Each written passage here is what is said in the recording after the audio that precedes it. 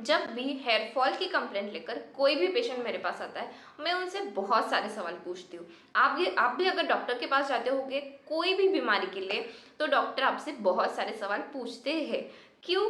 क्योंकि आपको बीमारी किस वजह से हुई है, वो वजह पता करने के बाद ही हम उसका इलाज करते हैं। वैसे ही हेयर फॉल का है। हेयर फॉल आपको किस वजह से हो रहा है, अगर वो वजह आपको पता हो तब ही आप उसका इलाज कर सकते हैं। नंबर 1 सबसे इंपॉर्टेंट चीज़ है जिसकी वजह से आपका हेयर फॉल होता है, वो है डाइट। आप डाइट में थोड़े बहुत चेंजेस लाकर आपका हेयर फॉल लिटरली 50% तक कम कर सकते हैं। तो हम डाइट में सब क्या खाते हैं जिसकी वजह से हेयर फॉल होता है? सबसे पहली चीज़ सॉल्ट, एक्सेसिव सॉल्ट इंटेक अगर हो तो हेयर फॉल होता है।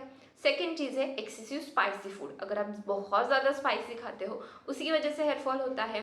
तीसरी चीज़ हो गया खट्टा फूड, जैसे कि नींबू हो गया, पिकल्स हो गई, या अगर बहुत ज़्यादा एक्सेसिव क्वांटिटी में आप खाते हो तो आपको हेयर फॉल होता है। उसके बाद हो गया बासी खाना। जी हाँ, बासी खाना खाएंगे तो हेयर फॉल ज़रूर होगा, क्योंकि पूरा न्यूट्रिशन कैसे मिलेगा। फिफ्थ पॉइंट हो गया बहुत ज़्यादा हेवी फूड, जैसे कि अगर आप रोज़ मैदे वाली चीज़ें खाते हैं, रोज़ बिस्किट्स खाते हैं, मैगी खाते हैं, ये सारी चीज़ें हमारे डाइजेशन सिस्टम के लिए अच्छी नहीं होती, डाइजेस्टिव सिस्टम के लिए, और उनका डाइजेशन होने में बहुत ज़्यादा टाइम लगता है। उसकी वजह से भी आपका हेयर फॉल हो सकता है। और आखिरी चीज़ है, शायद कुछ लोग मुझसे एग्री ना करें, लेकिन हाँ, ये आयुर्वेद में लिखा गया है, जो है अगर आप कच्ची चीज़ें ज़्यादा खाते हो, जैसे कि सैलेड हो गया, तो आपका हेयर फॉल हो सकता है। तो अगर आप बहुत ज़्यादा मात्रा में ये सारी चीज़ें खाते हैं, एक्सेसिव क्वांटिटी में खाते हैं, तो क्वांटिटी थोड़ी कम कर दीजिए, आपका हेयर फॉल धीरे धीरे धीरे कम हो जाएगा। नंबर 2, आहार के बाद आता है विहार। आहार मतलब डाइट, विहार मतलब आपकी लाइफस्टाइल। तो लाइफस्टाइल में आप ऐसी कौन सी मिस्टेक करते हो जिसकी वजह से आपका हेयर फॉल होता है? सबसे पहली चीज़ रात में जागना। दूसरी चीज़ दिन में सोना। जी हाँ, रात में जागना, दिन में सोना बंद कर दीजिए। अगर आप टाइम पे सब करेंगे तो आपकी हेल्थ, ओवरऑल हेल्थ और हेयर सब अच्छा रहेगा। फिर आता है धूप में रहना, यानी कि आपकी स्कैल्प को सन एक्सपोजर देना, उसकी वजह से भी हेयर फॉल होता है। या फिर अगर एक्सेसिव कोल्ड वेदर में आप रहते हो, या फिर अचानक से मौसम बदल जाता है, तब भी हेयर फॉल होता है। फिर आता है एक्सेसिव स्ट्रेस, जो मेंटल भी हो सकता है और फिजिकल भी हो सकता है। अगर आप बहुत ज़्यादा फिजिकल स्ट्रेस लेते हो तो भी हेयर फॉल होता है, मेंटल स्ट्रेस की वजह से तो हेयर फॉल होता ही है। नंबर 3, अगर आपको किसी भी प्रकार का एडिक्शन है, जैसे कि बहुत ज़्यादा क्वांटिटी में alcohol consumption, smoking, tobacco consumption, ये सारी चीज़ों की वजह से भी हेयर फॉल होता है।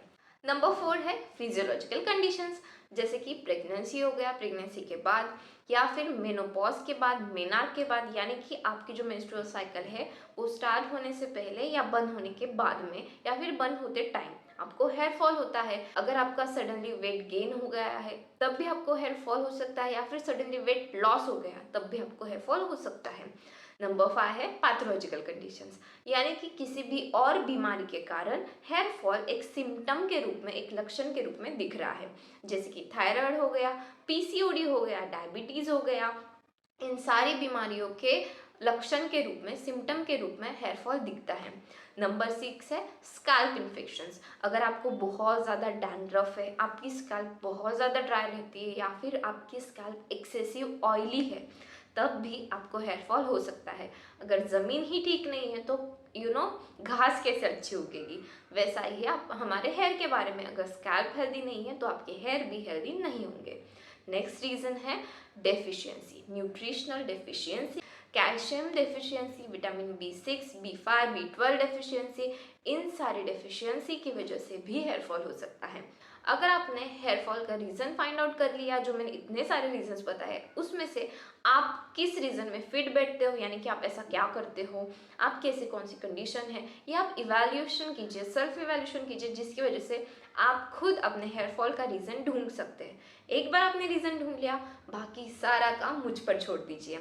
जी हाँ, इन सारे रीजंस को हम कैसे दूर कर सकते हैं और हेयर फॉल का सोल्यूशन हम कैसे ढूंढ सकते हैं, ये सब काम मैं करूँगी आपके लिए, लेकिन अभी नहीं, अगले वीडियोस में। तब तक के लिए आप मेरे चैनल को सब्सक्राइब कर लीजिए ताकि आप अगली वीडियोस देख सके। और हाँ, खुद का सेल्फ इवैल्यूएशन करना मत भूलिएगा।